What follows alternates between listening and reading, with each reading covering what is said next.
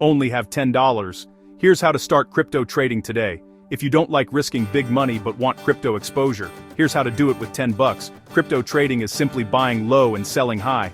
Step 1. Get a trusted trading app. Download Binance and open the app. Or, choose Coinbase and install it. Verify your account after signing up. Enable two-factor authentication for security. Step 2.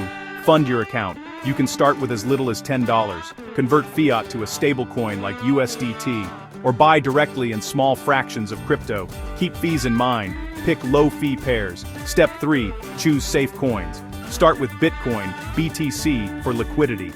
Consider Ethereum, ETH, for broader use.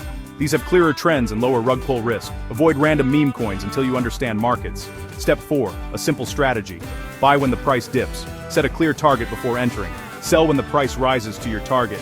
Use limit orders to control entries. Set a stop loss to protect that $10. Never chase FOMO from hype or socials. Final tip, learn a little every day. Track your trades in a simple journal. Don't rush. Learn daily. Follow the Abraham Web 3 for more crypto tips.